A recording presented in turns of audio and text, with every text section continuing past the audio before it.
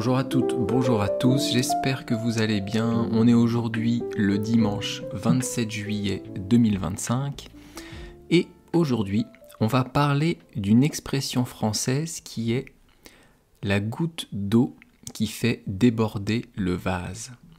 Mais avant ça, je vais continuer un peu sur ce que je vous racontais hier.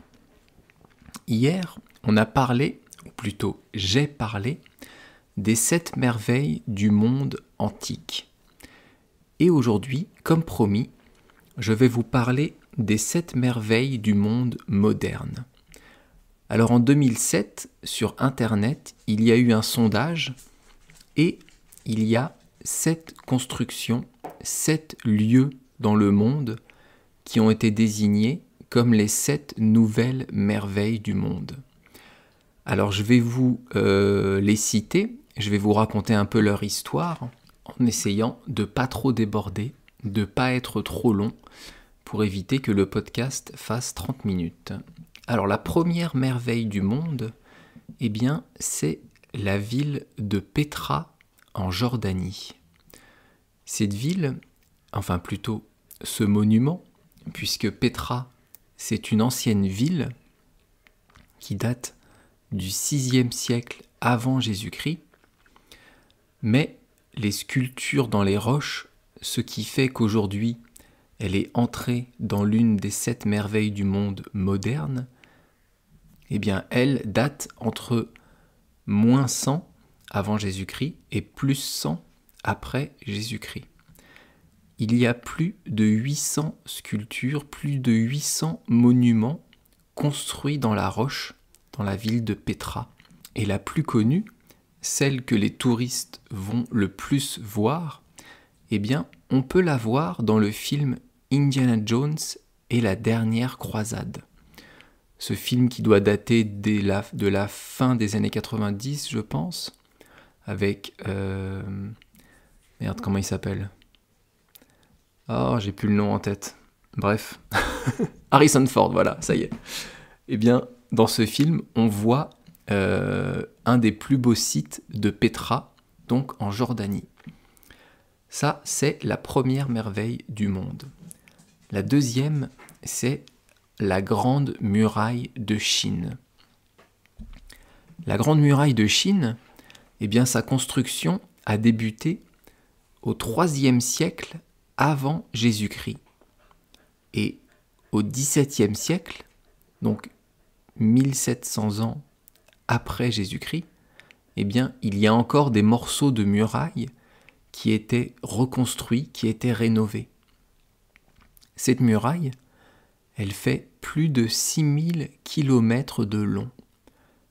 Je ne sais pas si vous vous rendez compte, 6000 km de long. Et elle fait plusieurs mètres de hauteur, je crois que c'est 7 ou 8 mètres, et 4 ou 5 mètres de largeur. Je ne sais pas si on se rend compte du poids de cette montagne, de cette muraille, de la masse de gens, de nombre de personnes qu'il a fallu pour construire cela. Quand la construction de la muraille a débuté, eh bien la Chine a employé 300 000 soldats et 500 000 paysans pour débuter la construction de cette muraille. Cette muraille, elle servait à quoi ? Eh bien, elle servait de frontière. Elle servait de limite entre la Chine et les pays au nord. Je pense qu'il y avait la Mongolie à l'époque, enfin, encore maintenant d'ailleurs, mais...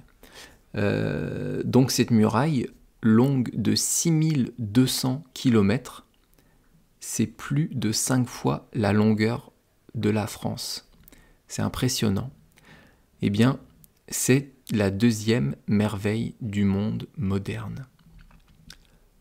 La troisième merveille du monde moderne, c'est une sculpture qui est à Rio de Janeiro, au Brésil. Et c'est le Christ Rédempteur qui est situé sur le mont Corcovado. Cette sculpture, cette statue du Christ, donc de Jésus-Christ, avec les bras ouverts, elle est haute de 38 mètres. Elle fait 38 mètres de haut. et elle a été construite pendant, je crois, 2 ou 3 ans, entre la fin des années 20 et le début des années 30. Elle a été inaugurée, si je ne me trompe pas, en 1931. Et la France a un petit rôle à jouer dans cette sculpture, parce que l'architecte brésilien qui a eu l'idée de faire un Christ avec les 2 bras ouverts, eh bien, pour réaliser cette sculpture, pour réaliser cette statue, il va venir en France, donc au début du XXe siècle, et il va se faire aider par un ingénieur français et un architecte français pour travailler sur la technique de construction de cette sculpture. Donc ça, c'est la 3e merveille du monde moderne. La 4e, c'est le Colisée à Rome. Le Colisée, il a été construit au 1er siècle après Jésus-Christ.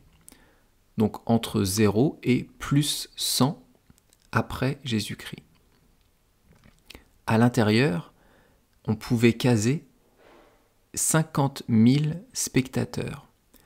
Ça veut dire que 50 000 personnes pouvaient aller voir les combats d'animaux, les combats de gladiateurs, etc., etc. Le Colisée, il est au centre de Rome, et aujourd'hui encore, on peut le visiter. Moi-même, je l'ai visité quand j'étais adolescent, et ça m'a vraiment impressionné. Ça m'a vraiment scotché. Quand on rentre à l'intérieur et qu'on regarde cette sculpture, pas cette sculpture, cet édifice, cette construction humaine, on se dit quand même que l'esprit humain, l'intelligence humaine, c'est impressionnant. Surtout en sachant que ce monument a été construit il y a 2000 ans. C'est comme les pyramides dont je vous parlais hier. Savoir qu'elles ont été construites il y a 4500 ans, c'est impressionnant. Et donc pour revenir à ce Colisée, eh bien, au début, il a même été organisé une reconstitution de batailles navales, donc de batailles entre des bateaux. Ils ont rempli d'eau le Colisée afin de pouvoir faire rentrer des bateaux. Franchement, je ne sais pas comment ils ont fait, c'est impressionnant.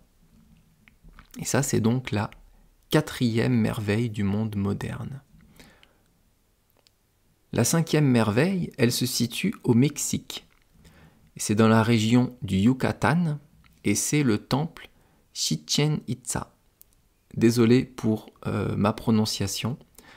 Peut-être c'est plutôt Chichén Itzá. Merde, j'ai une prononciation japonaise. Pardon aux Mexicains si j'ai mal prononcé. Donc, ce temple, ou plutôt cette ville, parce que c'est une ville en fait, une ville maya, eh bien elle a été construite entre le 8e et le 13e siècle. Et le fameux temple à l'intérieur de cette ville également. Forcément, il a été construit en même temps que la ville. Ça, c'est la 5e merveille du monde antique. La 6e merveille, elle n'est pas très loin du Mexique, elle est au Pérou. Et c'est bien sûr le Machu Picchu. Le Machu Picchu au Pérou, c'est en fait une ancienne ville, une ancienne cité de la civilisation Inca et qui date du XVe siècle, donc entre 1400 et 1500. Et en fait, au fur et à mesure du temps, la ville a été délaissée. Cette ville a été abandonnée parce qu'elle se trouvait trop éloignée des routes commerciales. La ville se trouvait trop en hauteur, trop éloignée des axes économiques du pays. Et donc, au fur et à mesure des années, au fur et à mesure des dizaines et des dizaines d'années, la population a diminué pour qu'il n'y ait plus personne. Je me souviens avoir lu, quand j'étais enfant, une aventure de Picsou avec des œufs carrés, où Picsou, Donald et les triplés Riri, Fifi et Loulou allaient au Machu Picchu au Pérou. Je sais pas pourquoi je me rappelle de ça, mais je me souviens qu'il y avait une histoire avec des œufs carrés. Et j'étais enfant et ça m'avait fait bien rigoler cette histoire. Elle doit encore exister cette histoire, hein. Je pense qu'on peut la retrouver dans les Picsou Magazine ou les... Comment ça s'appelle ? Picsou Géant. Je crois que ça s'appelait comme ça, Super Picsou Géant, quand j'étais enfant. Et la dernière merveille du monde, puisque le Machu Picchu, c'était la 6e, la dernière merveille du monde, c'est bien sûr le Taj Mahal en Inde. Alors le Taj Mahal, c'est un mausolée. Si vous avez écouté le podcast d'hier, je vous ai parlé du mausolée d'Halicarnasse. Le mausolée d'Halicarnasse, c'est le tombeau de l'empereur Mosol. Il n'est pas empereur d'ailleurs, je crois, on va dire, Mosol. Et donc Mosol a donné mausolée. Le Taj Mahal en Inde, c'est un mausolée, donc c'est un tombeau. Quelqu'un y est enterré.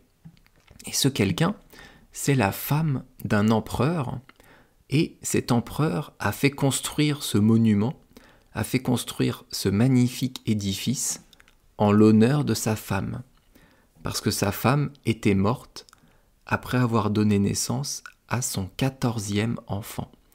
14 enfants. Tu m'étonnes qu'après elle est morte, ça va être compliqué d'avoir donné naissance à 14 enfants. Donc cette femme est morte en 1631. La construction alors du Taj Mahal a commencé et elle se termine en 1648. L'empereur, lui, est mort 20 ans après et il a été enterré dans le Taj Mahal avec son épouse. Et avec ça, on a fini les 7 merveilles du monde moderne. Alors ce vote, il a été controversé, mais je trouve que, franchement, c'est pas mal comme choix. Moi, personnellement, j'aurais mis la tour Burj Khalifa à Dubaï, parce que ça, c'est impressionnant. Et bien sûr, la tour Eiffel, parce que je suis français. Et je sais pas si vous avez remarqué, mais dans les 7 merveilles du monde moderne, il y en a une seule qui est en Europe. Il y en a une au Moyen-Orient, une en Asie, 3 en Amérique du Sud, une en Europe et une en Inde, et bien sûr une en Chine. Allez, on va maintenant passer à l'expression du jour, maintenant qu'on a parlé des 7 merveilles du monde antique. Évidemment, on ne fera pas non plus d'astuces du jour aujourd'hui, pas de règles de français pour éviter que le podcast soit trop long. Donc l'expression du jour, c'est la goutte d'eau qui fait déborder le vase. Alors, on va analyser les mots. Je vais vous les expliquer comme d'habitude. Donc, la goutte d'eau. Une goutte, c'est c'est une toute petite quantité d'eau qui va se détacher de quelque chose. Par exemple, quand vous pleurez, on peut dire que si vous pleurez une larme, la larme, c'est une goutte d'eau. Le matin, si vous avez un jardin ou si vous allez dans un jardin dans la forêt, vous voyez des gouttes d'eau sur les végétaux. Ça s'appelle la rosée et ce sont de toutes petites quantités d'eau qui se déposent. Donc une goutte, c'est très petit. Ça s'appelle donc une goutte d'eau. Mais on peut avoir aussi une goutte de vinaigre ou une goutte d'huile. En tout cas, c'est tout le temps quelque chose de liquide. Ça ne peut pas être une goutte de farine, par exemple. Ça ne marche pas. Donc une goutte, c'est pour quelque chose de liquide. Donc ici, c'est une goutte d'eau qui fait déborder le vase. Alors le qui, ici, il va en fait souligner qu'on parle de la goutte d'eau. Ça va renforcer le fait qu'on désigne une goutte d'eau. Si je vous dis la phrase sans le qui, ça va être correct. La goutte d'eau fait déborder le vase. Là, dans cette phrase, on fait un constat.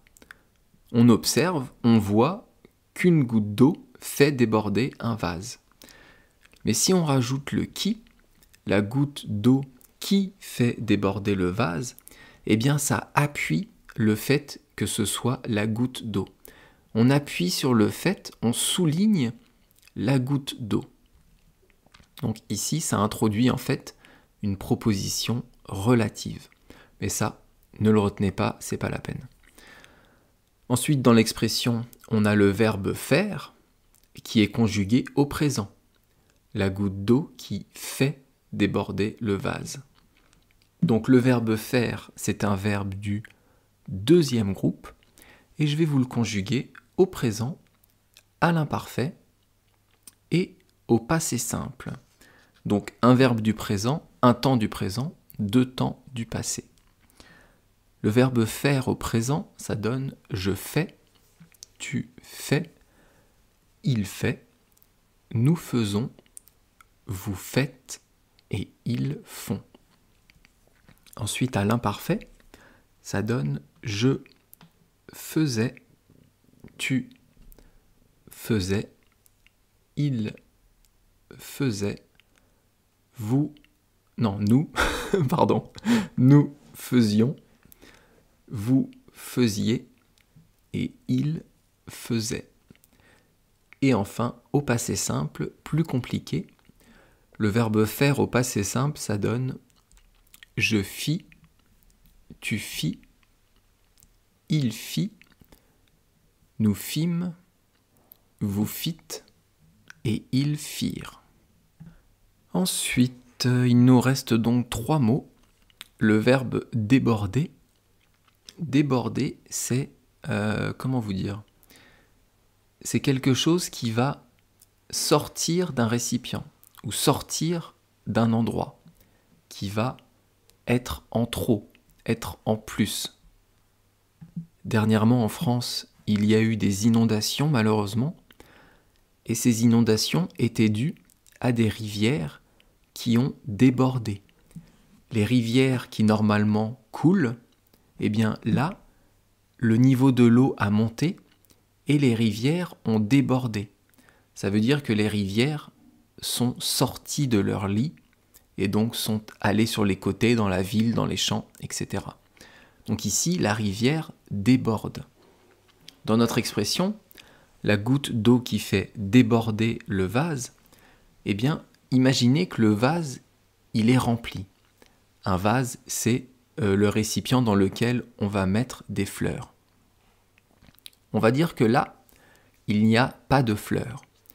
Si vous regardez l'image du podcast, un vase, c'est ça. Imaginez que vous remplissez votre vase complètement, à ras-bord, vraiment à ras-bord. Eh bien, il suffit de rajouter une goutte d'eau pour que l'eau déborde, pour que l'eau sorte du vase. Alors ça veut dire quoi cette expression ? Évidemment, c'est une image. On ne parle pas ici de vase et d'eau. Cette expression, c'est qu'en fait, comment je vais vous expliquer ça ? Un petit problème, une petite contrariété, va venir s'ajouter à d'autres problèmes qui existaient déjà. Et cette petite chose, toute petite, eh bien, elle va provoquer une réaction forte chez la personne. Ça va provoquer une réaction violente parce qu'il y avait déjà beaucoup de problèmes, beaucoup de choses qui existaient avant. En fait, on prend ici l'image d'un vase et on va dire que le vase, c'est moi. C'est en fait ma capacité à absorber les problèmes. S'il y a un gros problème, un deuxième, un troisième, je vais pouvoir essayer de les gérer. Mais ma capacité va diminuer. Je vais avoir de plus en plus de mal. eh bien, il suffit d'un tout petit problème pour que je fasse une crise, pour que je pète un plomb, pour que je me lâche. Je ne sais pas si vous comprenez. Je vais vous donner des exemples et vous allez comprendre. Vous travaillez, donc vous êtes au travail et on vous a donné déjà beaucoup de travail à faire. Vous avez déjà pas mal de dossiers à gérer et votre chef ou votre collègue vous donne encore un petit dossier. Et là, vous allez vous énerver. Et là, vous allez lui dire « Écoute, c'est pas possible, j'ai déjà énormément de travail, c'est pas la peine de m'en rajouter parce que je vais pas y arriver là. » Ce petit dossier en plus qui n'était rien du tout, eh bien, c'est la goutte d'eau qui a fait déborder le vase qui était déjà plein d'eau. Le vase, c'est vous. L'eau, c'est la quantité de travail que vous avez. Et une goutte d'eau, c'est ce petit dossier en plus. Est-ce que vous comprenez mon image ? Est-ce que vous comprenez le sens de l'expression ? En fait, la goutte d'eau qui fait déborder le vase, ça veut dire ras-le-bol. Trop, c'est trop. Vous pouvez aussi utiliser ces expressions. C'est que vous n'en pouvez plus et n'importe quelle petite chose en plus va vous énerver, va faire une crise, va être un problème. En anglais, on dit tout simplement « the last straw ». Eh bien, je pense qu'on a bien balayé l'expression et j'espère que vous avez compris. Demain, on verra une expression qui est « ouvrir l'œil et le bon ». Si le podcast vous plaît, si vous voulez me soutenir, si vous voulez m'aider, eh bien vous pouvez vous abonner à Patreon et ça sera avec plaisir, un plaisir pour moi. Je vous souhaite donc une bonne journée et je vous dis donc à demain. Merci beaucoup, à bientôt. Bye bye, hasta luego. Matane.